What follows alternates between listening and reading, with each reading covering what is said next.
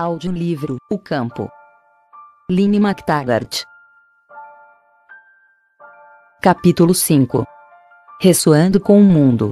Praticamente todas as experiências tinham sido um fracasso. Os ratos não estavam se comportando como era esperado. O objetivo mais importante do exercício, no que dizia respeito a Cal Lashley, era descobrir onde estavam os engramas, ou seja, a localização exata onde as memórias eram armazenadas no cérebro. O termo engrama foi cunhado por Wilder Penfield na década de 1920, quando julgou ter descoberto que as memórias tinham um endereço preciso no cérebro. Penfield fez pesquisas extraordinárias em pacientes epilépticos que tinham o couro cabeludo anestesiado enquanto estavam totalmente conscientes, demonstrando que se determinadas partes do cérebro desses pacientes fossem estimuladas com eletrodos, cenas específicas do passado deles podiam ser evocadas em cores vivas e com detalhes excruciantes. O mais impressionante é que a estimulação do mesmo ponto do cérebro, muitas vezes sem o conhecimento do paciente, parecia trazer sempre a mesma memória à tona, com o mesmo nível de detalhes. Penfield e um exército de cientistas depois dele chegaram naturalmente à conclusão de que certas partes do cérebro eram destinadas a encerrar memórias específicas. Cada ínfimo detalhe de nossa vida fora cuidadosamente codificado em locais específicos do cérebro, como os clientes de um restaurante que são colocados em determinadas mesas, por um maître particularmente exigente. Tudo o que precisávamos descobrir era quem estava sentado, em qual lugar, e, talvez como bônus, quem era o maître. Durante quase 30 anos, Lashley, famoso neuropsicólogo americano, estivera procurando engramas. Corria o ano de 1946 e, em seu laboratório, no Yerkes Laboratory of Primate Biology, na Flórida, ele vinha esquadrinhando todos os tipos de espécies de primatas, para tentar descobrir o que havia no cérebro, e onde estava, que era responsável pela memória. Lashley imaginou que estaria expandindo os resultados de Penfield, quando tudo o que parecia estar fazendo era provar que Penfield estava errado. Lashley tinha tendência a ser muito crítico. Era como se a obra de sua vida inteira tivesse um propósito singularmente negativo: refutar o trabalho de seus antepassados. A outra verdade absoluta da época que ainda dominava a comunidade científica, mas que Lashley estava empenhado em refutar, era a ideia de que todo o processo psicológico tinha uma manifestação física mensurável: o movimento de um músculo, a secreção de uma substância química. Uma vez mais, o cérebro era simples e meticulosamente o maître. Embora Lashley tivesse a princípio se dedicado à pesquisa em primatas, passara posteriormente a trabalhar com ratos. Construiu uma plataforma de saltos para eles, onde aprenderam a saltar através de portas em miniatura, para alcançar uma recompensa em forma de comida. Para enfatizar a finalidade do exercício, os ratos que não tivessem a reação adequada, caíam na água. Uma vez convencido de que eles tinham aprendido a rotina, Lashley pôs-se sistematicamente a tentar destruir essa lembrança por meio de procedimentos cirúrgicos. Apesar de todas as suas críticas aos insucessos de outros pesquisadores, a técnica cirúrgica do próprio Lashley era um desastre, uma operação improvisada e feita às pressas. O seu protocolo laboratorial teria enraivecido qualquer defensor dos direitos dos animais dos dias de hoje.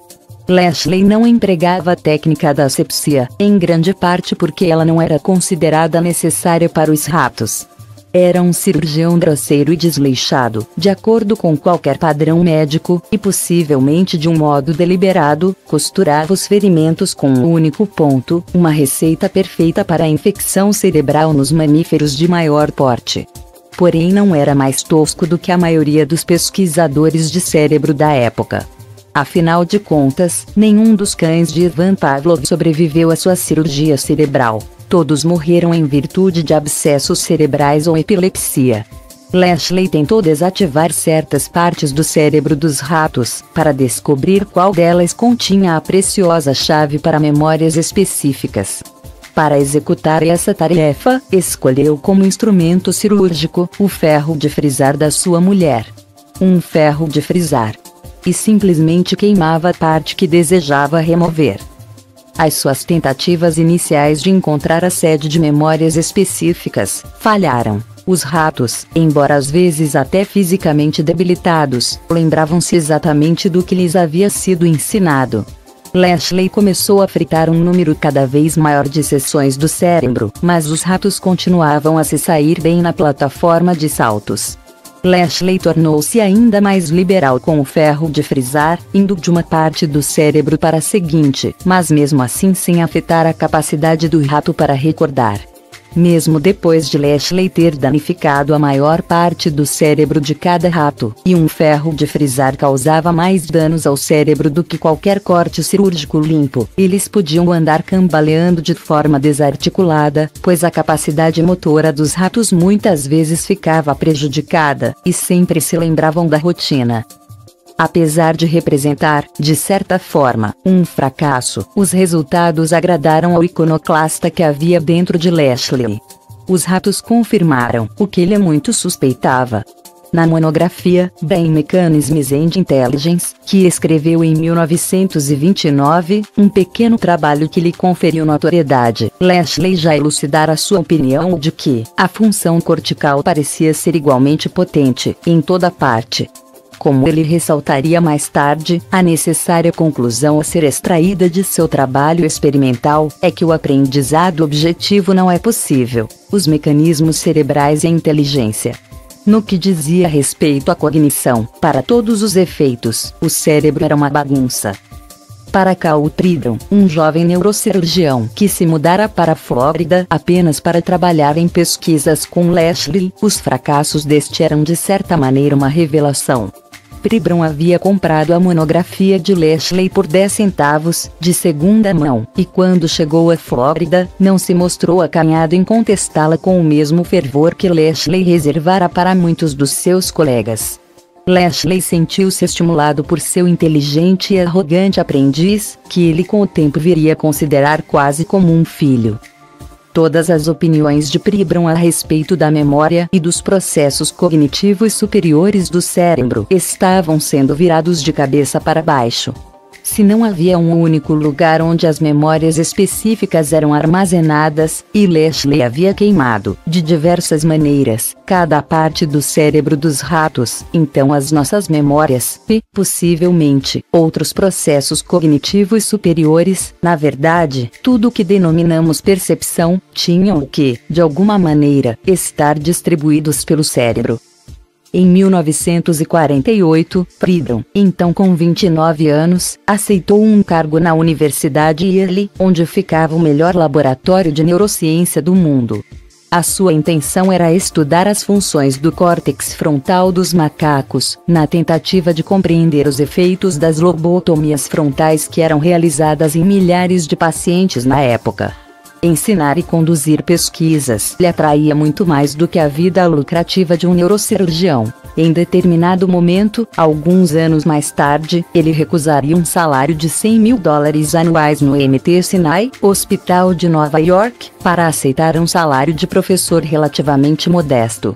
De maneira semelhante a Edgar Mitchell, Pribram sempre pensou em si mesmo como um explorador, e não como médico ou agente de cura. Aos 8 anos de idade, ele leu repetidas vezes, ao menos 12, as proezas do almirante Byrd, ao navegar no Polo Norte.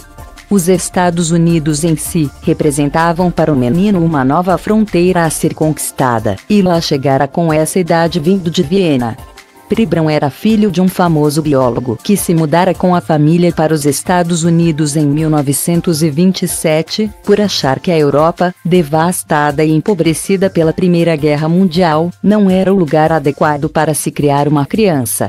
Quando se tornou adulto, possivelmente por ter uma compleição franzina e seu tipo físico não ser realmente o ideal para vigorosas explorações, mais tarde ele viria a se parecer com uma versão pequena e delicada de Albert Einstein, com o mesmo cabelo branco majestoso na altura dos ombros. Cal escolheu o cérebro humano como terreno exploratório.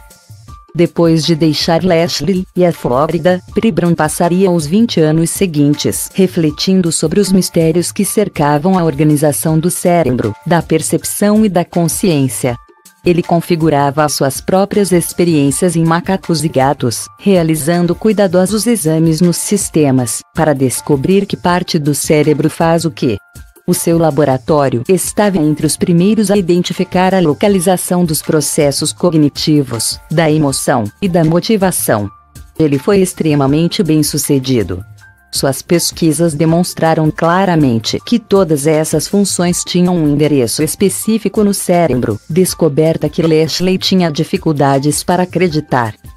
O que o deixava mais intrigado era um paradoxo fundamental. O processamento cognitivo tinha posições bastante precisas no cérebro, mas dentro dessas posições, o processamento em si parecia ser determinado, nas palavras de Lashley, por massas de excitações, sem relação com células nervosas particulares. Era verdade que partes do cérebro executavam funções específicas, mas o processamento efetivo das informações parecia ser realizado por algo mais básico do que neurônios particulares, algo que certamente não era específico para nenhum grupo de células. A armazenagem, por exemplo, parecia estar distribuída por toda uma localização específica e, às vezes, além dela. Mas por intermédio de que mecanismo isso era possível? Assim como ocorreu com Lashley, grande parte do trabalho inicial de Pribram sobre a percepção superior parecia contradizer os conhecimentos reconhecidos da época. A perspectiva aceita sobre a visão, cuja maior parte ainda vigora hoje em dia, é que o olho enxerga por ter uma imagem fotográfica da cena ou objeto reproduzida sobre a superfície cortical do cérebro, a parte que recebe e interpreta a visão como um projetor de cinema interno. Se isso fosse verdade, a atividade elétrica no córtex visual deveria espelhar exatamente o que está sendo visto, o que é verdade até certo ponto, em um nível muito grosseiro. No entanto, em uma série de experiências, Lashley descobrira que poderíamos cortar praticamente todo o nervo óptico de um gato, sem interferir nem um pouco na capacidade do animal de ver o que estava fazendo. Para sua surpresa, o gato não apenas parecia continuar a enxergar cada detalhe, mas era capaz de executar complicadas tarefas visuais. Se havia algo como uma tela de cinema interior, era como se os pesquisadores tivessem destruído todo o projetor, com exceção de uns poucos centímetros, mas mesmo assim todo o filme estivesse tão claro quanto antes. Em outros experimentos, Pribram e seus colaboradores haviam treinado um macaco para apertar uma certa barra quando lhe mostrassem um cartão com um círculo impresso, e outra barra quando lhe mostrassem um cartão com listras. No córtex visual do macaco estavam fixados eletrodos que registrariam as ondas cerebrais quando o macaco enxergasse círculos ou listras.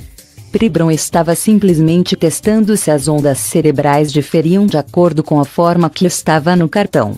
Ao contrário, o que ele descobriu foi que o cérebro do macaco não só registrava uma diferença relacionada com o desenho no cartão, mas assinalava se ele havia pressionado a barra certa e até mesmo a sua intenção de apertar a barra antes de fazê-lo.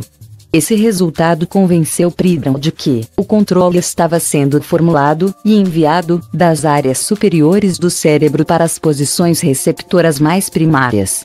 Isso significava necessariamente que estava acontecendo uma coisa muito mais complicada do que o que amplamente se acreditava na época, que era que vemos e reagimos aos estímulos externos, por meio de um fluxo de informações, em um túnel simples, que entra no cérebro vindo dos órgãos sensoriais, e sai em direção aos músculos e glândulas.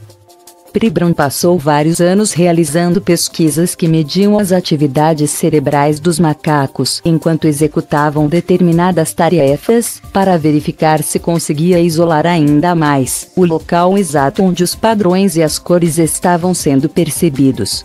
Os experimentos continuaram a apresentar cada vez mais indícios de que a reação do cérebro estava distribuída em porções por todo o córtex. Em outra pesquisa, desta vez em gatos recém-nascidos, nos quais haviam sido colocadas lentes de contato com listras verticais ou horizontais, os colaboradores de Pribram descobriram que o comportamento dos gatos horizontalmente orientados não era acentuadamente distinto daquele dos gatos verticalmente orientados. Isso significava que a percepção não poderia estar ocorrendo com a detecção das linhas.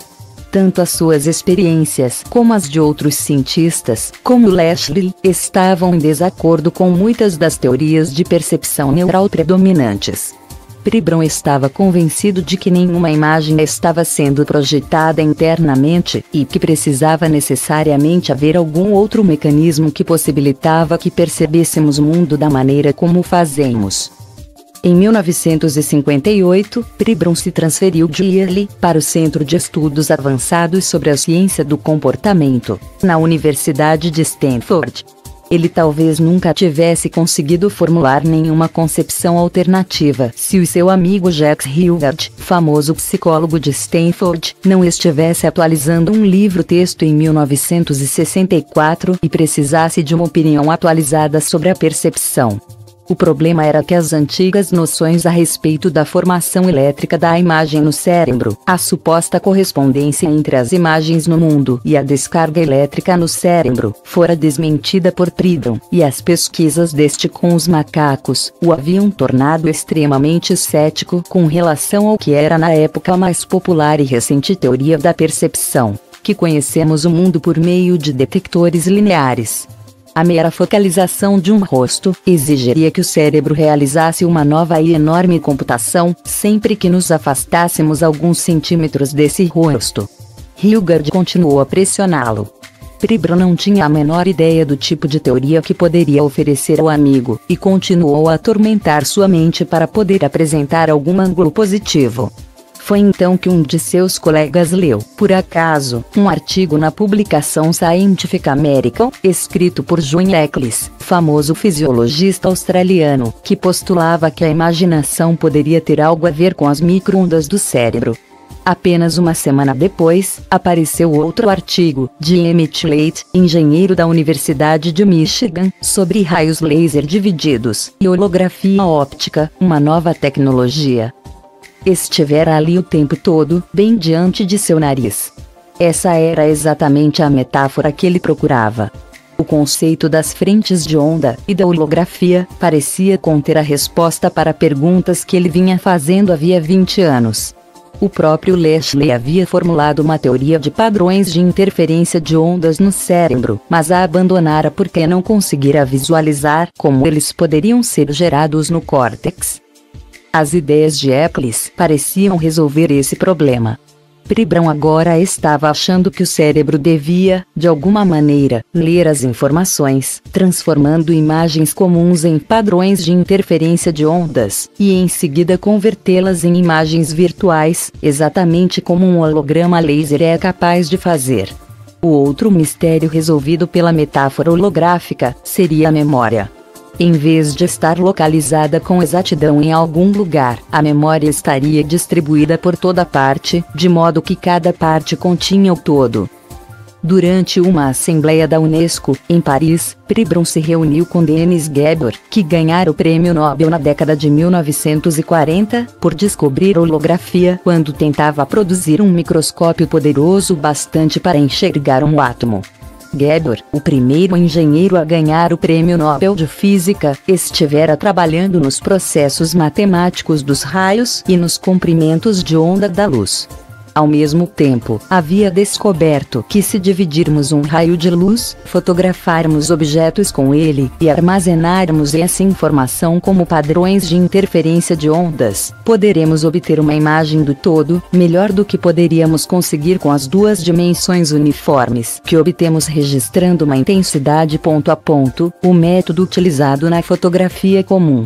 Em seus cálculos matemáticos, Gabor usou uma série de equações de cálculo denominadas transformadas de Fourier, em homenagem ao matemático francês, Jean Fourier, que as desenvolveu no início do século XIX. Fourier começou a trabalhar em seu sistema de análise, que veio a se tornar uma ferramenta fundamental da matemática e da computação nos dias de hoje, quando calculava, a pedido de Napoleão, o intervalo ideal entre os tiros de um canhão, para que o cano não aquecesse demais. Com o tempo, descobriu-se que o método de Fourier era capaz de decompor e descrever com precisão padrões de qualquer complexidade, em uma linguagem matemática que descreve as relações entre as ondas quânticas. Qualquer imagem óptica poderia ser convertida no equivalente matemático de padrões de interferência, a informação que resulta quando as ondas se sobrepõem umas às outras. Nessa técnica, também transferimos algo que existe no tempo e no espaço, para o domínio espectral, uma espécie de taquigrafia temporal e sem limites de espaço para o relacionamento entre as ondas, mensuradas como energia. A outra elegante habilidade das equações é que também podemos utilizá-las ao contrário, pegando os componentes que representam as interações das ondas, sua frequência, amplitude e fase, e usando-os para reconstruir qualquer imagem. Na noite em que estiveram juntos, Pribram e Gabor beberam uma garrafa particularmente memorável de Beaujolais e preencheram 3 guardanapos com complicadas equações de Fourier, para calcular como o cérebro poderia ser capaz de controlar essa intrincada tarefa de reagir a certos padrões de interferência de ondas, e em seguida, transformar essa informação em imagens.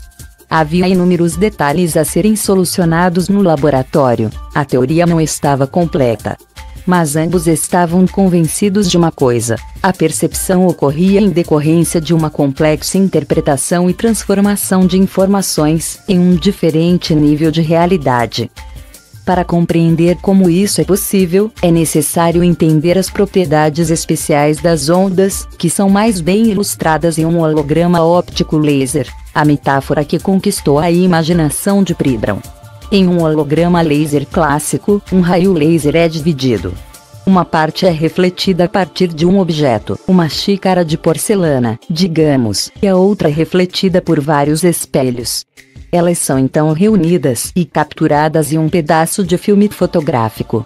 O resultado na chapa, que representa o padrão de interferência dessas ondas, não parece ser nada além de um conjunto de curvas pequenas e irregulares, ou círculos concêntricos. No entanto, quando irradiamos um raio de luz a partir do mesmo tipo de laser através do filme, o que vemos é uma imagem tridimensional consumada por completo e incrivelmente detalhada da xícara de porcelana, flutuando no espaço. Um exemplo disso é a imagem da princesa Leia, que é gerada pelo robô R2-D2, no primeiro filme da série Guerra nas Estrelas. O mecanismo pelo qual isso funciona tem a ver com as propriedades das ondas que as capacita a codificar informações e também com a qualidade especial do raio laser, que projeta uma luz pura de um único comprimento de onda, comportando-se como uma fonte perfeita para criar padrões de interferência. Quando dividimos um raio, as duas partes chegam à chapa fotográfica. Uma das metades fornece os padrões da fonte de luz, a outra capta a configuração da xícara de chá, e ambas interferem. Ao irradiar o mesmo tipo de fonte de luz sobre o filme, captamos a imagem que foi gravada. A outra estranha propriedade da holografia é que cada minúscula porção da informação codificada contém a totalidade da imagem, de modo que se cortássemos a nossa chapa fotográfica em pedaços ínfimos e irradiássemos um raio laser sobre qualquer um deles, obteríamos uma imagem completa da xícara de chá. Embora a metáfora do hológrafo fosse importante para Pribram, a verdadeira importância de sua descoberta não foi a holografia per se, que faz aparecer uma imagem mental da projeção fantasmagórica tridimensional, ou um universo que é apenas a nossa projeção dele. O notável foi a capacidade singularíssima das ondas quânticas de armazenar vastas quantidades de informações, em uma totalidade, e em 3 dimensões, e o fato de o nosso cérebro ser capaz de ler essas informações e a partir daí criar o mundo. Tínhamos finalmente um dispositivo mecânico que parecia reproduzir a maneira como o cérebro de fato funcionava, a maneira como as imagens eram formadas, armazenadas e evocadas, ou associadas a outra coisa. O mais importante de tudo é que ele oferecia uma pista para o que Pribram considerava o maior mistério de todos: como era possível ter tarefas em locais específicos do cérebro, mas processá-las ou armazená-las por todas as partes. Em certo sentido, a holografia é apenas uma taquigrafia conveniente para a interferência de ondas, a linguagem de o campo. O último aspecto relevante da teoria do cérebro de Pribram, que seria apresentado um pouco mais tarde, estava relacionado a outra descoberta de Gabor. Este aplicara nas comunicações os mesmos processos matemáticos usados por Heisenberg na física quântica para calcular a capacidade máxima de compressão de uma mensagem telefônica através do cabo atlântico. Pribram e alguns de seus colegas prosseguiram e desenvolveram a sua hipótese com um modelo matemático que demonstrava que esses mesmos processos matemáticos também descrevem os processos do cérebro humano. Ele pensara em algo tão radical, que era quase inconcebível. Uma coisa quente e viva, como o cérebro, funcionava de acordo com o estranho mundo da teoria quântica. Quando observamos o mundo, teorizou Pribram, nós o fazemos em um nível muito mais profundo do que o do mundo básico e concreto que existe lá fora. O nosso cérebro, basicamente, não fala consigo mesmo e com o resto do corpo por intermédio de palavras ou imagens, e nem mesmo por meio de bits ou impulsos químicos. Ele se comunica na linguagem de interferência de ondas, a linguagem da fase, da amplitude e da frequência, o domínio espectral. Percebemos um objeto entrando em ressonância ou em sincronia com ele. Conhecer o mundo significa literalmente estar no mesmo comprimento de onda dele. Pense no cérebro como um piano. Quando observamos alguma coisa no mundo, certas partes do cérebro ressoam em determinadas frequências específicas. Em qualquer ponto de atenção, o nosso cérebro só toca determinadas notas, que desencadeiam sequências de certo comprimento e frequência. Essas informações são então captadas pelos circuitos eletroquímicos comuns do cérebro, assim como a vibração das cordas acaba ressoando por todo o piano. Ocorrerá Pribram que, quando olhamos para algo, não vemos a imagem na parte de trás da cabeça ou da retina, e sim em 3 dimensões no mundo exterior. Com certeza estamos criando e projetando no espaço uma imagem virtual do objeto, no mesmo lugar do objeto efetivo, para que ele e nossa percepção dele coincidam. Isso significaria que a arte de enxergar é a arte de transformar. De certo modo, no ato da observação, estamos transformando os padrões de interferência temporais e sem limites de espaço no mundo concreto e distinto do espaço e do tempo, o mundo da maçã que vemos diante de nós. Criamos o espaço e o tempo na superfície de nossa retina. À semelhança do que acontece com um holograma, a lente do olho capta certos padrões de interferência e em seguida os converte em imagens tridimensionais. Esse tipo de projeção virtual é necessário para que estendamos a mão e toquemos a maçã onde ela realmente está, e não em algum lugar dentro da nossa cabeça. Se estivermos projetando imagens no espaço o tempo todo, a nossa imagem do mundo é na verdade uma criação virtual. De acordo com a teoria de Pribram, quando reparamos em alguma coisa pela primeira vez, determinadas frequências ressoam nos neurônios de nosso cérebro. Esses neurônios enviam informações sobre essas frequências para outro conjunto de neurônios. Este segundo grupo faz uma tradução Fourier dessas ressonâncias e as envia para um terceiro conjunto de neurônios, que começa então a construir um padrão que, com o tempo, formará a imagem virtual que criamos da maçã no espaço, em cima da cesta de frutas. Esse processo tríplice torna mais fácil para o cérebro correlacionar imagens separadas, o que é facilmente realizado quando estamos lidando com a taquigrafia da interferência de ondas, mas bastante complicado no caso de uma imagem efetiva da vida real. Pribram raciocinou que, após enxergar, o cérebro precisa então processar a informação na taquigrafia dos padrões de frequência de ondas e espalhá-los pelo cérebro em uma rede de distribuição, como a rede de uma área local que copia todas as instruções importantes, para muitos funcionários do escritório. O armazenamento da memória em padrões de interferência de ondas é extraordinariamente eficiente, e seria responsável pela magnitude da memória humana. As ondas são capazes de conter quantidades inimagináveis de dados, bem mais do que as 280 quintilhões de unidades de informação, que supostamente constituem a memória humana típica acumulada ao longo do tempo médio de vida. Dizem que com os padrões holográficos de interferência de ondas, toda a biblioteca do Congresso americano, que contém praticamente todos os livros já publicados em língua inglesa, daria em um cubo grande de açúcar. O modelo holográfico também explicaria a evocação instantânea da memória, frequentemente como uma imagem tridimensional. As teorias de Pribram a respeito do papel distribuído da memória e da linguagem de frente de onda do cérebro enfrentaram muita incredulidade, em particular na década de 1960, quando foram publicadas pela primeira vez. Um dos principais cientistas que ridicularizaram a teoria da memória distribuída foi o biólogo Paul Pietsch, da Universidade de Indiana. Em experiências anteriores, Pietsch descobrira que podia remover o cérebro de uma salamandra, e o animal, embora ficasse em estado comatoso, retomava suas atividades assim que o cérebro era colocado de volta no lugar. Se Pribram estivesse correto, parte do cérebro da salamandra poderia ser removido, ou remanejado, e isso não afetaria o seu funcionamento habitual. Mas Pietsch tinha certeza de que Pribram estava errado, e mostrou-se firmemente determinado a provar que era ele, Pietsch, que estava certo. Em uma série de mais de 700 experimentos, Pietsch retirou um grande número de cérebros de salamandra. Antes de colocá-los de volta, começou a adulterá-los. Em experimentações sucessivas, ele inverteu, suprimiu, retirou e remanejou fatias, e até mesmo moeu como salsicha o cérebro das suas cobaias. No entanto, por mais que os cérebros fossem brutalmente mutilados, ou reduzidos em tamanho, o que tivesse restado do cérebro delas era devolvido aos donos, e as salamandras se recuperavam e retomavam o comportamento normal.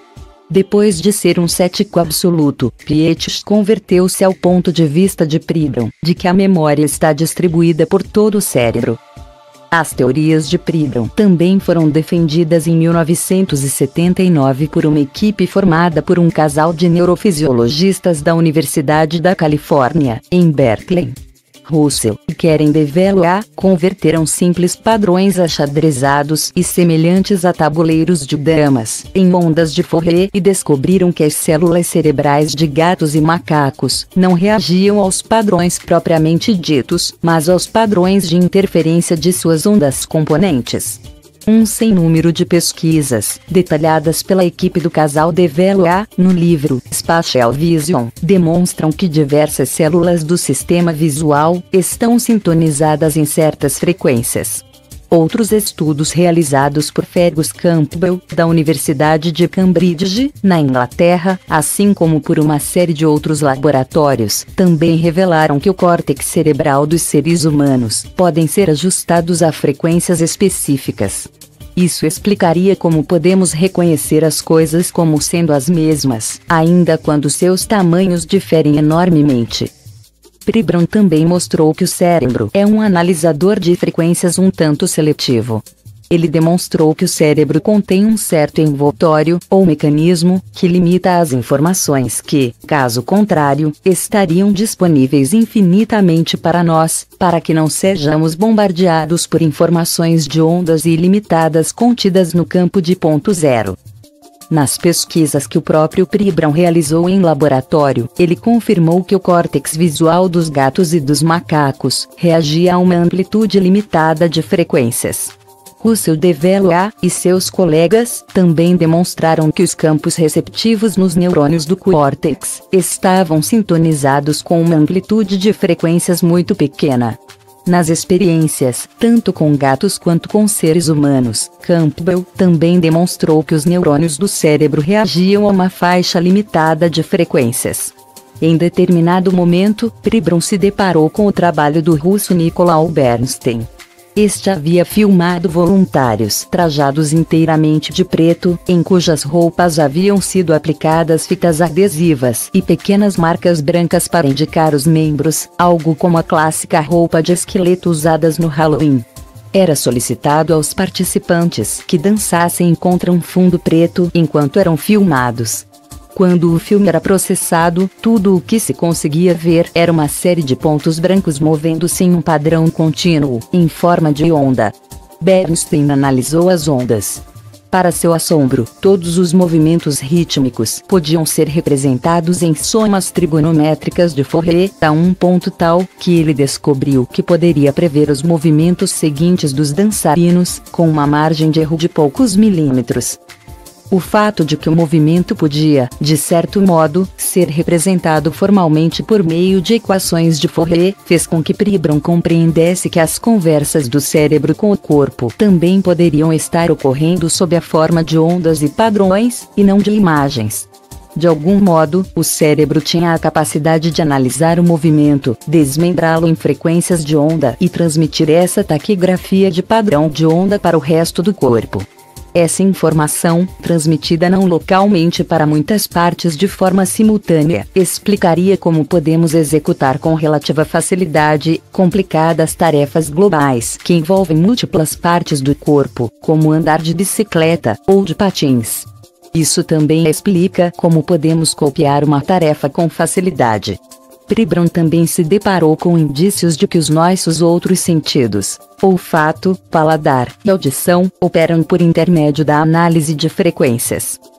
Nos experimentos do próprio Pribram com gatos, em que ele registrou frequências do córtex motor desses animais, enquanto a pata dianteira direita estava se movendo para cima e para baixo, ele descobriu que, de maneira similar ao córtex visual, as células individuais no córtex motor do gato só reagiam a um número limitado de frequências de movimento, assim como as cordas individuais de um piano só respondem a uma amplitude de frequências limitada.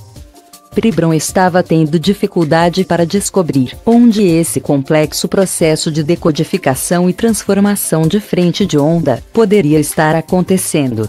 Ocorreu-lhe então que a região do cérebro onde os padrões de interferência poderiam ser criados não era uma célula particular, e sim os espaços entre elas. Na extremidade de cada neurônio, a unidade básica das células cerebrais, existem sinapses, onde cargas químicas se acumulam, desencadeando, com o tempo, descargas elétricas através desses espaços, para os outros neurônios. Nos mesmos espaços, dendritos, minúsculos filamentos de extremidades nervosas que flutuam de um lado para o outro, como hastes de trigo em uma brisa suave, comunicam-se com outros neurônios, enviando e recebendo os seus próprios impulsos de ondas elétricas. Esses potenciais de ondas lentas, como são chamados, circulam através da glia, ou neuroglia, a substância adesiva que envolve os neurônios, empurrando delicadamente outras ondas, ou até mesmo colidindo com elas.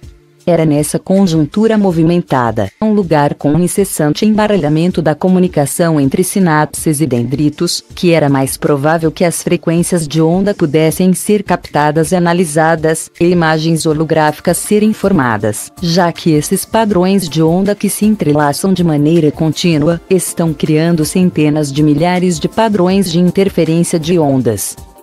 Pribram conjeturou que essas colisões de ondas deveriam criar as imagens pictóricas no cérebro.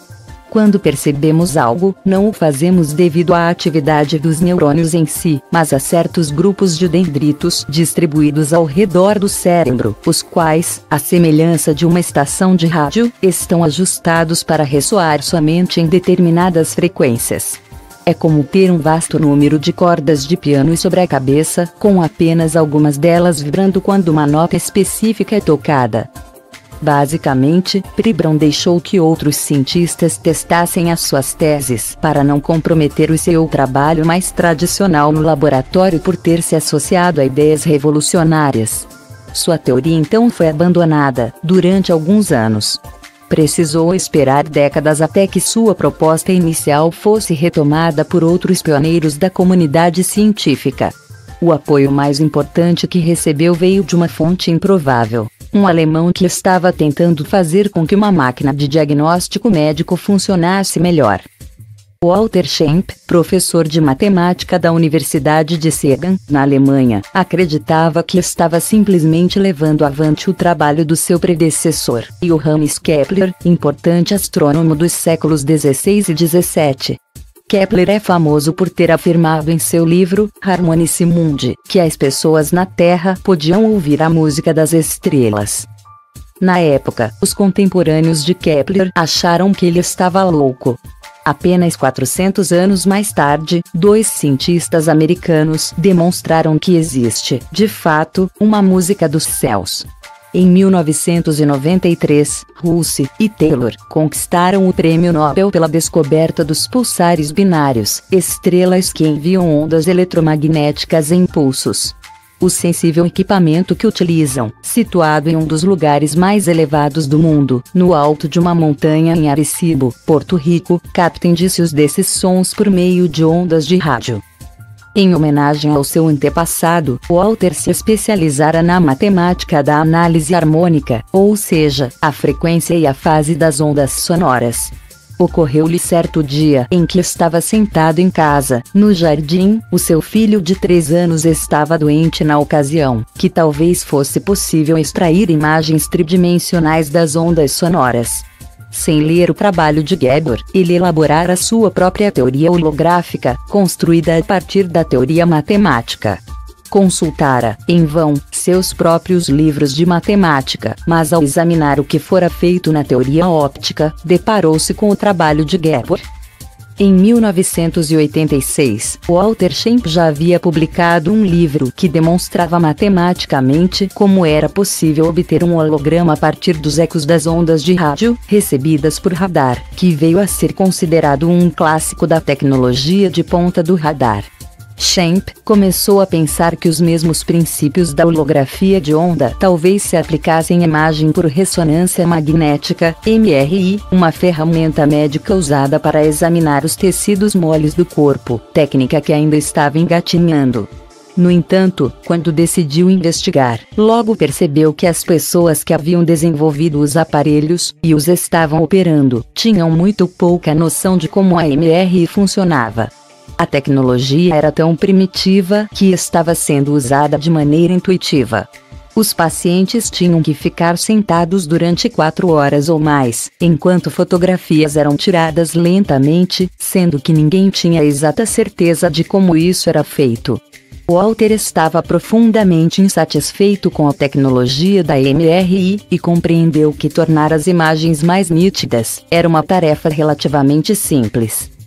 No entanto, colocá-la em prática exigiu uma dedicação extraordinária do homem que contava na época 50 anos, que, apesar de ter uma família jovem, parecia mais maduro do que seus anos biológicos, devido ao cabelo que começava a ficar grisalho e à sua natureza melancólica. Walter precisou estudar medicina, biologia e radiologia, a fim de se tornar capacitado a utilizar o equipamento. Aceitou um cargo que lhe foi oferecido na Johns Hopkins Medical School, em Baltimore, Maryland, que tem o melhor departamento de radiologia ambulatorial dos Estados Unidos, e mais tarde fez treinamento no Massachusetts General Hospital, que é afiliado ao MIT.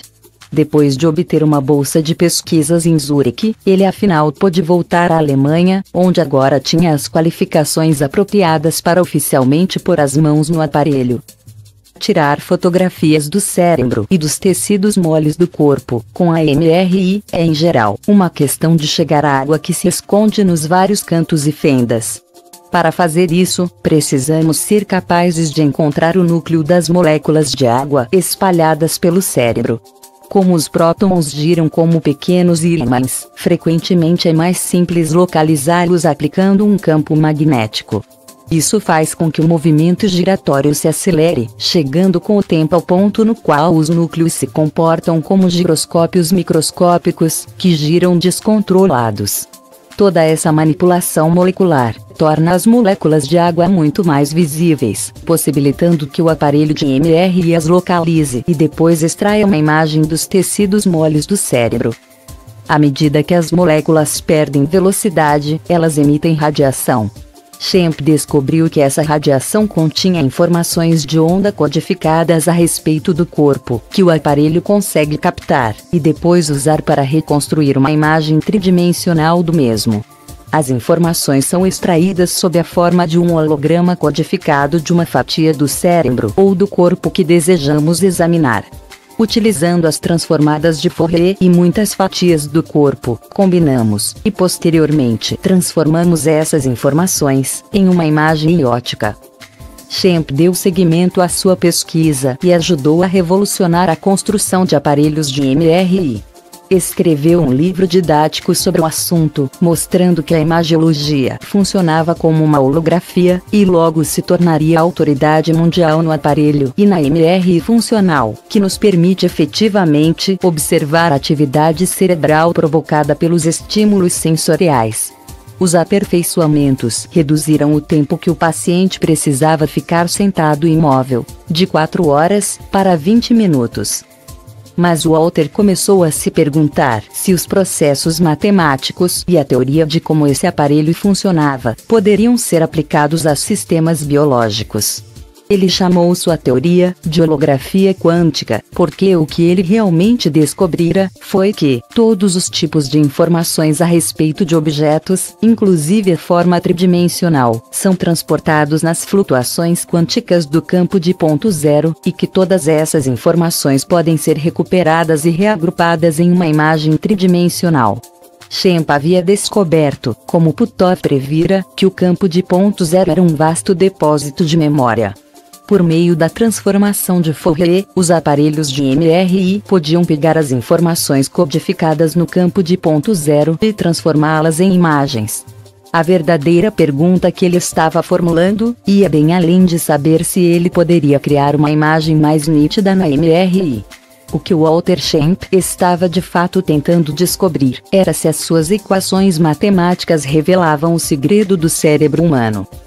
Em sua busca para aplicar suas teorias a algo maior, Schempp se deparou com o trabalho de Peter Marcer, um médico britânico que trabalhara como aluno e colega de Dennis Gabor, e fora para o CERN, na Suíça. O próprio Marcer realizou alguns trabalhos em uma computação baseada na teoria da onda no som, e tinha então nas mãos uma teoria que, intuitivamente, sentia que poderia ser aplicada ao cérebro humano. O problema era que a teoria era abstrata e geral, e precisava de uma base matemática maior, que a tornasse concreta. No início da década de 1990, ele recebeu um telefonema de Walter Schempp, cujo trabalho foi a tábua de salvação de sua teoria. Ele fundamentou seu próprio trabalho em algo meticuloso e matemático. Na cabeça de Marcer, a máquina de Schempp funcionava baseada no mesmo princípio que Karl Pribram havia elaborado para o cérebro humano, interpretando a radiação e as emissões naturais do campo de ponto zero.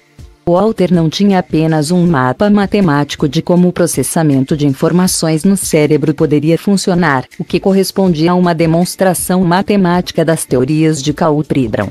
Ele também tinha, na visão de Marcer, um aparelho que funcionava de acordo com esse processo. De maneira similar ao modelo do cérebro de Pribram, a máquina de MRI de Schempp passou por um processo gradual, combinando as informações de interferência de ondas obtidas a partir de diferentes observações do corpo e depois transformando-as em uma imagem virtual. A MRI era uma verificação experimental de que a teoria da mecânica quântica do próprio Marcer, de fato funcionava. Embora Schempp tivesse redigido algumas dissertações gerais a respeito de como o seu trabalho poderia ser aplicado aos sistemas biológicos, foi só com o início da parceria com Marcer que ele começou a aplicar sua teoria a uma teoria da natureza e da célula individual. Escreveram artigos juntos, a cada vez refinando as teorias.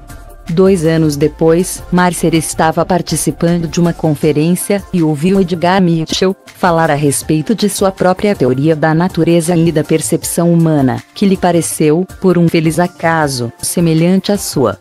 Os dois cientistas almoçaram juntos várias vezes, conversando animadamente e comparando anotações, e chegaram à conclusão de que os 3 precisavam colaborar entre si. Schempp também iria se corresponder com Pribram e trocar informações com ele. Descobriram algo que o trabalho de Pribram sempre sugerira: a percepção ocorria em um nível muito mais fundamental da matéria, no mundo das profundezas da partícula quântica. Não víamos os objetos per se, mas apenas suas informações quânticas e, a partir daí, construíamos nossa imagem do mundo. Perceber o mundo era uma questão de entrar em sintonia com o campo de ponto zero. Stuart Hameroff, anestesiologista da Universidade do Arizona, estivera pensando a respeito de como os gases anestésicos desligam a consciência. Ele ficava fascinado com o fato de que gases com propriedades químicas tão diferentes, como o óxido nitroso, o éter, o halotano, o clorofórmio e o isoflorano, podiam produzir a perda da consciência. Isso deveria ter algo a ver com alguma propriedade que transcendia a química. Hameroff conjeturou que os anestésicos de modo geral deviam interferir com a atividade elétrica dentro dos microtúbulos, e essa atividade apagaria então a consciência. Se fosse esse o caso, o inverso então também seria a verdade. Ou seja, a atividade elétrica dos microtúbulos que formavam o interior dos dendritos e neurônios no cérebro tinha que, de alguma forma, estar no âmago da consciência. Os microtúbulos são a armação da célula, que mantém a estrutura e a forma delas. Essas microscópicas estruturas hexagonais de delicados filamentos de proteína, chamadas tubulinas, formam minúsculos cilindros ocos, de comprimento indefinido. 13 filamentos de túbulos envolvem, em espiral, o núcleo oco, e todos os microtúbulos em uma célula irradiam para fora, do centro para a membrana celular, como a roda de uma carroça.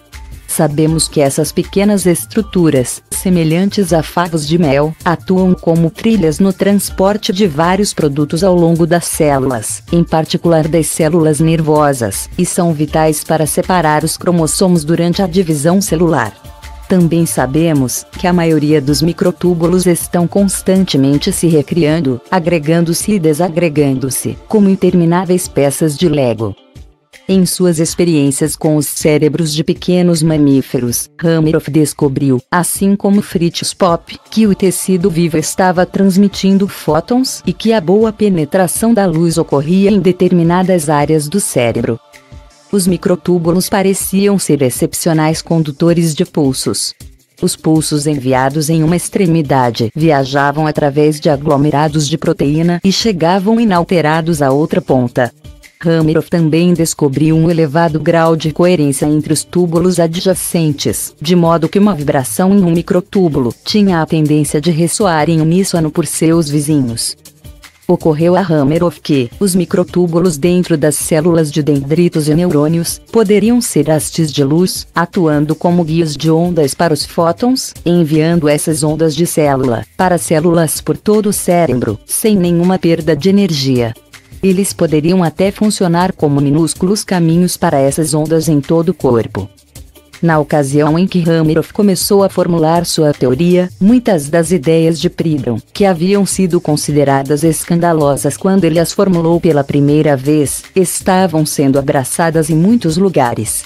Cientistas em centros de pesquisa ao redor de todo o planeta estavam começando a concordar que o cérebro utilizava processos quânticos. Kunio Yasui, físico quântico de Kyoto, Japão, havia executado formulações matemáticas para entender melhor os microprocessos neurais. À semelhança de Pribram, suas equações mostravam que os processos cerebrais ocorriam no nível quântico, e que as redes de dendritos no cérebro estavam operando em conjunto, por meio da coerência quântica. As equações desenvolvidas na física quântica descreviam com precisão essa interação cooperativa. De maneira independente de Hameroff, Yasui e seu colega Meiji Jibo, do Departamento de Anestesiologia da Universidade de Okayama, no Japão, também haviam teorizado que a transmissão quântica de mensagens do cérebro precisava acontecer através de campos vibracionais ao longo dos microtúbulos das células. Outros cientistas haviam teorizado que a base de todas as funções cerebrais estava relacionada com a interação entre a fisiologia do cérebro e o campo de ponto zero. Ezio Insina, físico italiano da Bioelectronics Research Association, em seu trabalho experimental com microtúbulos, descobriu que essas estruturas tinham um mecanismo de sinalização que se julgava ser associado à transferência de elétrons. Com o tempo, muitos desses cientistas, cada um dos quais parecia ter uma peça do quebra-cabeça, decidiram trabalhar em colaboração. Pribram, Yasui, Hameroff e Scott Hagan, do Departamento de Física da McGill University, criaram uma teoria conjunta a respeito da natureza da consciência humana. De acordo com eles, os microtúbulos e as membranas dos dendritos representavam a internet do corpo. todos os neurônios do cérebro podiam se conectar ao mesmo tempo e falar em simultâneo com todos os outros neurônios, por meio de processos quânticos interiores. Os microtúbulos ajudavam a conduzir a energia discordante e criar a coerência global das ondas no corpo, um processo chamado superradiância, e em seguida deixavam que esses sinais coerentes pulsassem pelo resto do corpo. Quando a coerência era alcançada, os fótons podiam viajar ao longo das hastes de luz como se fossem transparentes, um fenômeno chamado transparência autoinduzida. Os fótons conseguem penetrar no âmago do microtúbulo e se comunicar com outros fótons ao longo do corpo, causando a cooperação coletiva de partículas subatômicas nos microtúbulos de todo o cérebro. Se assim fosse, isso explicaria a unidade do pensamento e da consciência, ou seja, o fato de que não pensamos em uma grande quantidade de coisas diferentes ao mesmo tempo. Por intermédio desse mecanismo, a coerência torna-se contagiante, indo de células individuais para conjuntos de células e, no cérebro, de certos conjuntos celulares de neurônios para outros. Isso forneceria explicação para a operação instantânea do nosso cérebro, que ocorre entre 1/10 de milésimo e 1 milésimo de segundo, exigindo que as informações sejam transmitidas entre 100 e 1000 metros por segundo, velocidade que excede a capacidade de quaisquer conexões conhecidas entre axônios ou dendritos nos neurônios. A superradiância ao longo das hastes de luz também poderia ser responsável por um fenômeno que há muito é observado: a tendência de os padrões de eletroencefalograma entrarem em sincronia. Hameroff observou que os elétrons deslizam com facilidade por essas hastes de luz, sem se emaranhar no ambiente, ou seja, sem se acomodar em um estado individual. Isso significa que eles podem permanecer no estado quântico, uma condição de todos os estados possíveis, possibilitando que o cérebro, afinal, faça uma escolha entre eles. Essa talvez seja uma boa explicação para o livre-arbítrio. A cada momento, nosso cérebro está fazendo escolhas quânticas, pegando estados potenciais e tornando-os efetivos.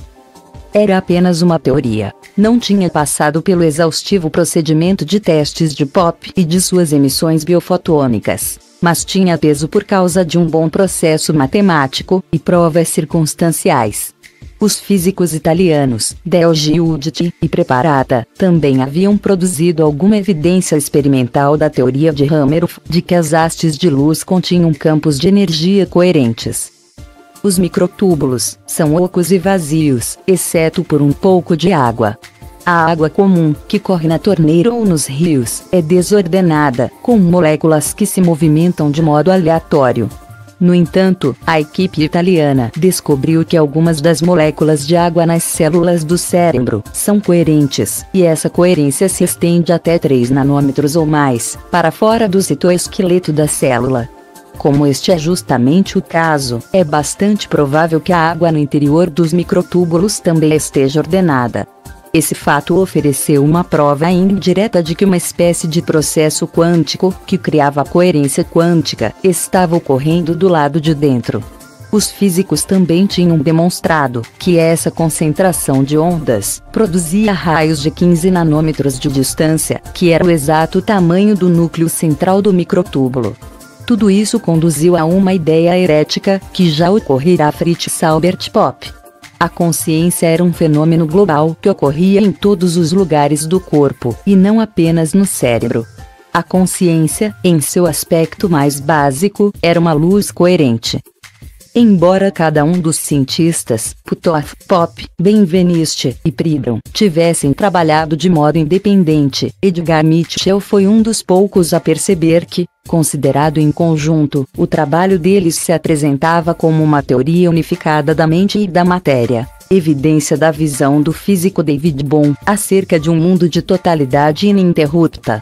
O universo era uma rede dinâmica de trocas de energia, com uma subestrutura básica contendo todas as versões possíveis de todas as formas de matéria.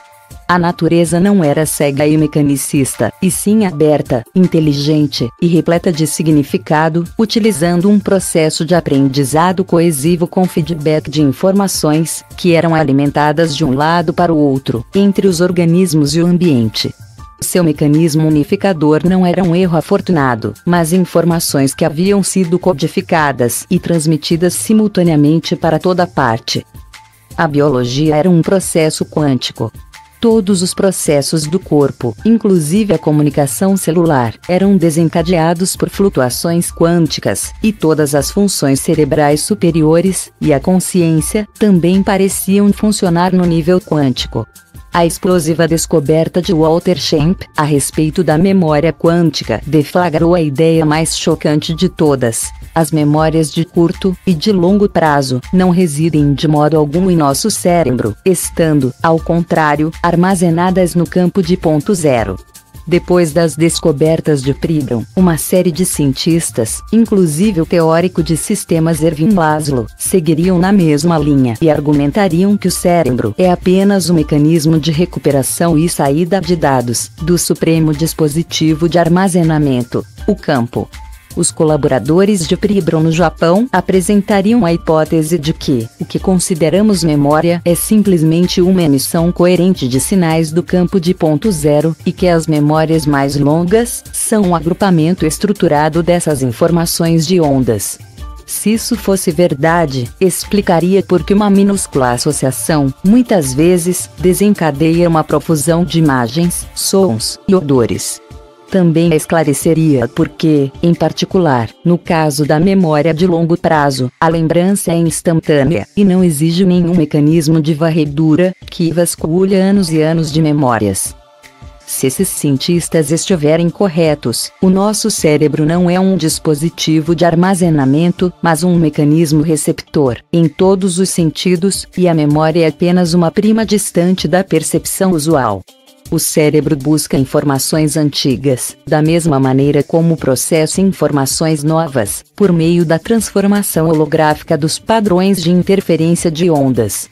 Os ratos de Lashley, com os cérebros fritos, eram capazes de evocar integralmente a sequência que tinham aprendido, porque a memória de tais ações nunca foram de fato queimadas. Qualquer mecanismo de recepção que tivesse sido deixado no cérebro, e como Pribram demonstrara, ele estava distribuído por todo o cérebro, estava se ajustando novamente à memória, por meio do campo. Alguns cientistas chegaram a ponto de aventar que todos os nossos processos cognitivos superiores resultam de uma interação com o campo de ponto zero. Esse tipo de constante interação talvez seja responsável pela intuição e pela criatividade, e também pela maneira como as ideias chegam até nós, em surtos de compreensão, às vezes como fragmentos, mas com frequência, como um todo milagroso. Um salto intuitivo pode simplesmente ser uma coalescência de coerência no campo. O fato de que o corpo humano estava trocando informações com um campo inconstante de flutuação quântica sugere algo profundo a respeito do mundo. Fazia alusão a capacidades humanas para o conhecimento e a comunicação, muito mais profundas e extensas do que atualmente entendemos. Também tornava indistintas as linhas divisórias de nossa individualidade, do nosso sentimento de separação. Se as coisas vivas se reduzem a partículas energizadas que interagem com o campo, e enviam e recebem informações quânticas, onde nós terminávamos e o resto do mundo começava. A consciência estava encerrada dentro do nosso corpo, ou lá fora no campo. Na verdade, não havia mais o lá fora, já que nós e o resto do mundo estávamos intrinsecamente interligados. As implicações de tudo isso eram enormes demais para serem desconsideradas. A ideia de um sistema de energia, trocada e desenvolvida de acordo com um modelo, e sua memória e lembrança, no campo de ponto zero, sugeria todos os tipos de possibilidades para os seres humanos, e sua relação com o mundo. Os físicos modernos haviam atrasado a espécie humana por muitas décadas. Ao desprezar o efeito do campo de ponto zero, eliminaram a possibilidade da interconexão e encobriram uma explicação científica para muitos tipos de milagres.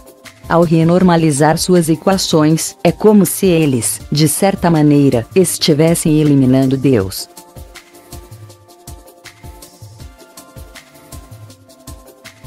Este livro tem 12 capítulos. Acompanhe a seguir o capítulo 6.